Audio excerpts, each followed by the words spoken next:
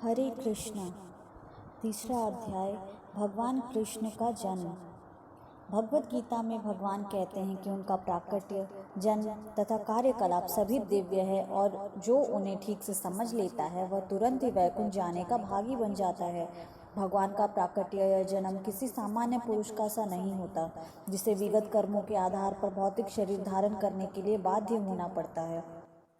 भगवान के प्राकट्य की व्याख्या द्वितीय अध्याय में की गई है कि वे स्वेच्छा से प्रकट होते हैं।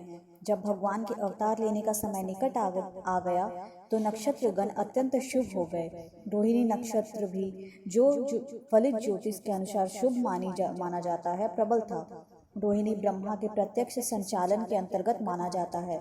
ज्योतिष के अनुसार नक्षत्रों की उपयुक्त स्थिति के अतिरिक्त विभिन्न ग्रहों की भिन्न भिन्न स्थितियों के कारण शुभ तथा अशुभ क्षण उपस्थित होते रहते हैं। कृष्ण के जन्म के समय सारे ग्रह स्वमेव इस तरह स्थित हो गए कि सब कुछ शुभ बन गया। उस समय पूर्व, पश्चिम, दक्षिण, उत्तर सभी दिशाओं में शांति और संपन्नता का वातावरण था। आकाश में शुभ नक्षत्र दिख रहे थे और पृथ्वी पर सभी नगरों तथा ग्रामों या गोचरों में तथा जन जन के मन में सौभाग्य के लक्षण दृष्टिगोचर हो रहे थे। नदियां जल से पूर्ण होकर प्रवाहित हो रही थी और सरोवरों में सुंदर कमल खिले हुए थे। जंगल सुंदर पक्षियों एवं मोरों से पूर्ण थे। जंगल के सारे पक्षी मधुर वाणी में गाने लगे और मयूर मयूरियों के साथ नाचने लगे। वायु अपने साथ विविध पुष्पों की सुगंध लेकर मंद मंद बहने लगी, जिसका सुखद स्पर्श मन को मोहने लगा था। जो ब्राह्मण अग्नि में यज्ञ करने के अभ्यस्त थे, उन्हें आहुति के लिए अपने अपने घर अत्यंत सुहावने लगने लगे। आसुरी राजाओं के उत्पातों के कारण ब्राह्मणों के घरों में हवनादि यज्ञ लगभग बंद हो चुके थे, किंतु अब उन्हें शांति पूर्वक यज्ञादि करने के अवसर प्राप्त हो रहे थे। यज्ञों पर प्रतिबंध लगने के कारण ब्राह्मण मनसा वाचा कर्मणा अत्यंत दुखी थे, किंतु कृष्ण के जन्म के समय उन सबके मन स्वमेव प्रसन्नता से पूर्ण हो गए, क्योंकि उन्हें आकाश में भगवान के जन्म लेने की घोषणा करने वाली दिव्य वाणी गुंजरित होती सुनाई दे रही थी। गंधर्व और किन्नर लोक के वासी गाने लगे तथा सिद्ध और चारण लोक के वासी भगवान की सेवा में प्रार्थनाएं गाने लगे। स्वर्ग लोक में देवता अपनी अपनी पत्नियों तथा विद्याधर अपनी अपनी पत्नियों के साथ नाचने लगे। ऋषि मुनि तथा देवता प्रसन्न होकर फूल बरसाने लगे। समुद्र तट पर हल्की हल्की तरंगों की ध्वनि सुनाई दे रही थी और समुद्र के ऊपर आकाश में बादल थे जो मोहक गर्जना करने लगे। जब ऐसा संयोग उपस्थित हो गया तो घटघटवासी भगवान विष्णु अंधेरी रात में भगवान के रूप में देवकी के समक्ष प्रकट हुए, जो एक देवी जैसी लगती थी। उस समय भगवान विष्णु के प्राकट्य की तुलना रात्रि के समय पूर्व दिशा में उदित होने वाला पूर्ण चंद्रमा से की जा सकती है। यहाँ यह आपत्ति उठाई जा सकती है कि चूंकि भगवान कृष्ण अष्टमी के दिन उत्पन्न हुए, अतः उस दिन पूर्ण चंद्रमा उदय हो ही नहीं सकता। इसके उत्तर में यह कहा जा सकता है कि भगवान कृष्ण उस वंश में उत्पन्न हुए जो चंद्रमा की वंश परंपरा में था। अतः यद्यपि उस रात्रि को चंद्रमा अधूरा था, किंतु चंद्रमा के वंश में ही भगवान के जन्म लेने के कारण चंद्रमा अत्यधिक प्रसन्न था। अतः भगवान कृष्ण की कृपा से वह पूर्ण चंद्र के रूप में उदय हुआ था। खमानिक्य नामक ज्योतिष ग्रंथ में भगवान कृष्ण के जन्म के समय नक्षत्रों का अत्यंत सुंदर वर्णन मिलता है। उससे पुष्टि होती है कि उस शुभ क्षण में उत्पन्न यह शिशु परम ब्रह्म या परम सत्य था। वसुदेव ने उस आश्चर्यजनक बालक को देखा जिसके 4 हाथ थे, जिनमें वह शंख, चक्र, गदा तथा कमल पुष्प धारण किए था, जो श्रीवत्स चिन्ह से सुशोभित था, जो कौस्तुभ मणि की माला पहने हुए था, पीतांबर धारण किए चमकीले श्याम बादल की तरह लग रहा था, जिसका मुकुट वैदुर्य मणि से अलंकृत था, जो पूरे शरीर में अमूल्य विजावट, कुंडल तथा अन्य आभूषण धारण किए हुए था, और जिसका सिर केशराशि से अलंकृत था। भगवान के अद्वितीय रूप के कारण वसुदेव आश्चर्यचकित हो गए। नवजात शिशु इस तरह कैसे आभूषित हो सकता है? अतः वे समझ गए कि अब भगवान कृष्ण प्रकट हो गए हैं और इस अवसर पर अभिभूत हो गए। वसुदेव ने विनती भाव से आश्चर्य प्रकट किया कि यद्यपि वे भौतिक प्रकृति द्वारा बद्ध सामान्य जीव है और ऊपर से कंस द्वारा बंदी है, तो भी सर्वव्यापी भगवान विष्णु या कृष्ण अपने मूल रूप में उनके घर शिशु रूप में प्रकट हुए हैं। कोई भी संसारी बालक आभूषणों एवं सुंदर वस्त्रों से सज कर चार भुजाओं सहित और भगवान के समस्त चिन्हों से युक्त उत्पन्न नहीं होता। वसुदेव बारंबार उस बालक को निहार रहे थे और विचार कर रहे थे कि इस शुभ वेला को किस तरह मनाएं। वे सोचने लगे, सामान्यतः जब पुत्र उत्पन्न होता है तो लोग इस अवसर पर खुशियां मनाते हैं और एक मैं हूँ कि मेरे बंदी होते हुए भगवान ने मेरे घर पे जन्म लिया है। मुझे तो इस शुभ अवसर का बारंबार मनाने के लिए तैयार रहना चाहिए। जब वसुदेव ने, जिनका दूसरा नाम आनक दुंदुभि है, अपने नवजात शिशु को देखा तो वे इतने प्रसन्न हुए कि उनमें ब्राह्मणों को कई हजार गौवें दान देने की इच्छा प्रकट हुई। वैदिक प्रणाली के अनुसार जब भी क्षत्रिय राजमहल में कोई शुभ अवसर मनाया जाता है तो राजा प्रसन्नता के कारण अनेक वस्तुएं दान में देता है। ब्राह्मणों तथा ऋषियों को स्वर्णाभूषणों से मंडित गौवें दी जाती है। वसुदेव कृष्ण के आविर्भाव के उपलक्ष्य में एक दानोत्सव मनाना चाह रहे थे, किंतु कंस के बंदी गृह में बंदी होने के कारण ऐसा करना दुष्कर था। अतः उन्होंने मन ही मन ब्राह्मणों को हजारों गौवें दान की। जब वसुदेव को विश्वास हो गया कि नवजात शिशु साक्षात श्री भगवान है, तो वे दोनों हाथ जोड़कर उसकी स्तुति करने लगे। उस समय वसुदेव दिव्य स्थिति में थे, जिससे कंस से उत्पन्न उनका सारा भय जाता रहा। जिस कमरे में नवजात शिशु उत्पन्न हुआ था वह उसके तेज से दीप्तियमान था। तब वसुदेव ने प्रार्थना करनी प्रारंभ की। हे भगवान, मैं जानता हूँ कि आप कौन हैं। आप समस्त जीवों के परमात्मा तथा परम सत्य श्री भगवान हैं। आप अपने इस शाश्वत रूप में प्रकट हुए हैं, जिसका हमें प्रत्यक्ष अवलोकन कर रहे हैं। मैं जानता हूँ कि आप मुझे कंस के भय से मुक्त करने के लिए प्रकट हुए हैं। आप इस भौतिक जगत से संबंध नहीं हैं। आप इस भौतिक जगत से संबद्ध नहीं हैं। आप वही पुरुष है जिसकी भौतिक प्रकृति पर चितवन मात्र से यह दृश्य जगत उत्पन्न होता है। कोई यह तर्क कर सकता है कि अपने चितवन मात्र से समस्त दृष्टि जगत की उत्पत्ति करने वाला भगवान वसुदेव की पत्नी देवकी के गर्भ में नहीं आ सकता। इस तर्क का उच्छेदन करने के लिए वसुदेव ने कहा, हे प्रभु, इसमें आश्चर्य नहीं है कि आप देवकी के गर्भ में प्रकट हुए हैं, क्योंकि सृष्टि की रचना भी तो इसी प्रकार हुई है। आप महाविष्णु के रूप में कारनार्णव में शयन कर रहे थे और आपकी श्वास प्रक्रिया से अनेकों ब्रह्मांडों की उत्पत्ति हो गई थी। तब आप प्रत्येक ब्रह्मांड में गर्भोदक्षाई विष्णु के रूप में प्रविष्ट हुए। फिर आपने क्षीरोदक्षाई विष्णु के रूप में अपना विस्तार किया और आप हर प्राणी के हृदय में अणु के भीतर भी प्रविष्ट हो गए। अतः देवकी के गर्भ में आपका प्रवेश करना उसी प्रकार से समझा जा सकता है। आप प्रविष्ट हुए प्रतीत होते हैं, किंतु उसी के साथ साथ आप सर्वव्यापक है।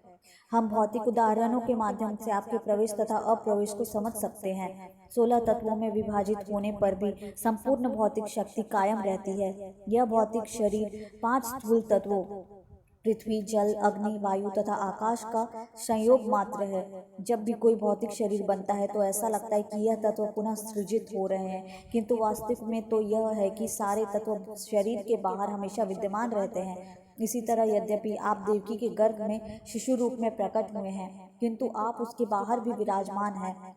आप सदैव अपने धाम में रहते हैं, फिर भी आप करोड़ों रूपों में अपना विस्तार कर सकते हैं।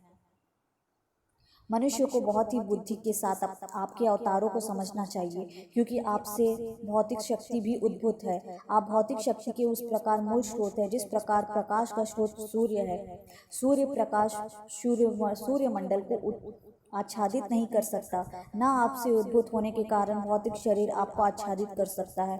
आप भौतिक प्रकृति के तीनों गुणों में रहते प्रतीत होते हैं, किंतु वास्तव में ये तीनों गुण आपको आच्छादित नहीं कर सकते। इसे बड़े बड़े विद्यमान दार्शनिक जानते हैं।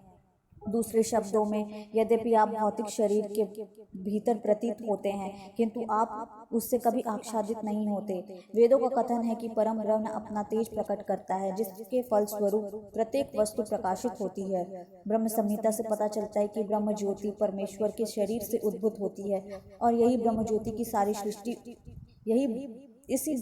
से सारी सृष्टि उत्पन्न है। भगवद गीता में यह भी कहा गया है कि भगवान की ब्रह्म ज्योति के आधार स्वरूप है। भगवान ही ब्रह्म ज्योति के आधार स्वरूप है, अतः मूलतः वे ही प्रत्येक वस्तु के आदि कारण है। किंतु अल्पज्ञ सोचते हैं कि जब भगवान इस भौतिक जगत में आते हैं तो वे भौतिक गुणों को ग्रहण कर लेते हैं। ऐसे निष्कर्ष बहुत प्रौढ़ नहीं है और केवल अल्पज्ञ द्वारा ही सृजित है।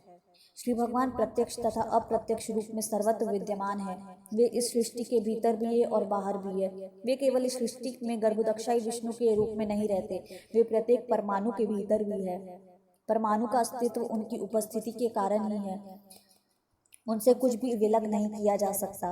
वैदिक सिद्धांत के अनुसार हमें परमात्मा अर्थात प्रत्येक वस्तु के मूल कारण की खोज करनी चाहिए, क्योंकि परमात्मा से पृथक कुछ भी नहीं है। अतः भौतिक सृष्टि उनकी शक्ति का ही रूपांतर है।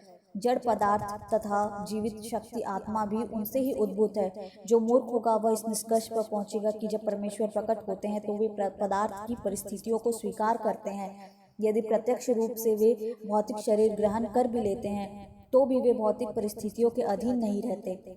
अतः कृष्ण अवतरित हुए और उन्होंने भगवान के प्रकट और अप्रकट होने के समस्त दोषपूर्ण निष्कर्षों को ध्वस्त कर दिया। हे स्वामी, आपका अवतार स्थिति तथा तिरोधान सारे भौतिक गुणों के प्रभाव से परे है। चूंकि आप प्रत्येक वस्तु के नियामक तथा पर ब्रह्म है, अतः आप में कुछ भी अकल्पनीय या विरोध मूलक नहीं है। जैसा आपने कहा है, प्रकृति आपकी अध्यक्षता में उसी तरह कार्य करती है जिस तरह कोई सरकारी अधिकारी मुख्य कार्यकारी के आदेशों पर काम करता है।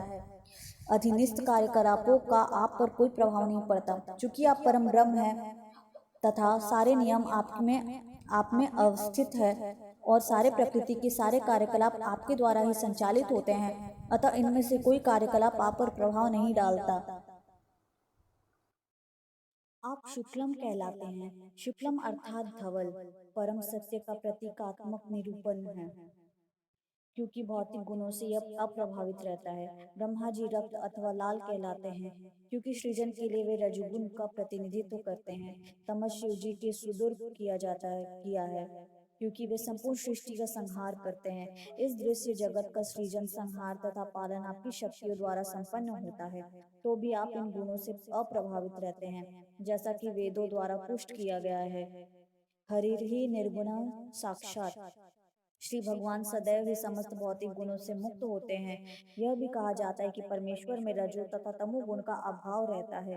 हे प्रभु, आप परम नियंता भगवान तथा इस दृश्य जगत की व्यवस्था बनाए रखने वाले हैं। आप परम नियंता होते हुए भी कृपा करके मेरे घर में अवतरित हुए हैं। आपके अवतार का कारण संसार के उन आसुरी शासकों के अनुयायियों का वध करना है, जो राजकुमारों के वेश में रहते हुए वस्तुतः असुर है। मुझे विश्वास है कि आप उन सबों को, उनके अनुयायियों तथा सैनिकों समेत मार डालेंगे। मुझे विदित है कि आप दुष्ट कंस तथा उसके अनुयायियों का वध करने के लिए अवतरित हुए हैं, किंतु यह जानकर कि आप उसे तथा उसके अनुयायियों का वध करने के लिए अवतरित होंगे, उसने आपके कई अग्रजों को मार डाला है।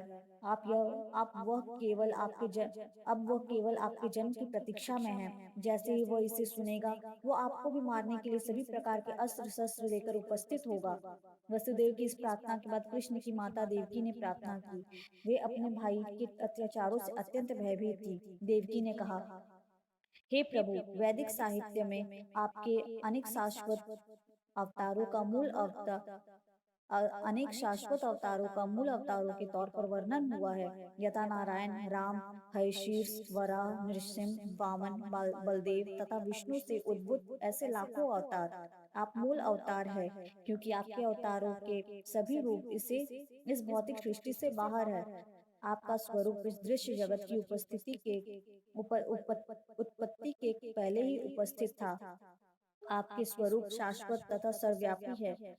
वे स्व तेजोमय, अपरिवर्तनीय तथा भौतिक गुणों से अकलुषित है। ऐसे शाश्वत रूप नित्य, ज्ञानमय तथा आनंदमय है। वे सभी दिव्य सात्विकता से पूर्ण तथा विभिन्न लीलाओं में सदैव निरत करने वाला है। आपका कोई भी एक ही विशेष रूप नहीं होता, ऐसे अनेक दिव्य रूप स्वतंत्र है। मैं जानती हूँ कि आप परमेश्वर विष्णु हैं। लाखों वर्षों बाद जब ब्रह्मांड के जीवन का अंत होता है तो दृश्य जगत का विलय हो जाता है। उस समय पृथ्वी, जल, अग्नि, वायु तथा आकाश, ये पांच तत्व महत्तत्व में प्रवेश कर जाते हैं।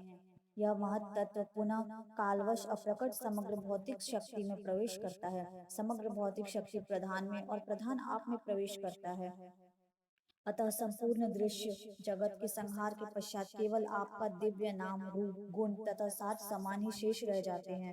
हे प्रभु, मैं आपको सादर नमस्कार करती हूँ क्योंकि आप अव्यक्त समग्र शक्ति के निदेशक और भौतिक प्रकृति के परम आगर है। हे स्वामी, सारा दृश्य जगत वर्षा के अत के वत से इति तक कालाधीन है।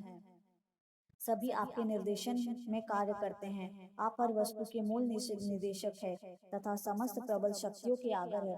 अतः आपसे मेरी प्रार्थना है कि आप मुझे उग्रसेन के पुत्र कंस के क्रूर हाथों से बचाए।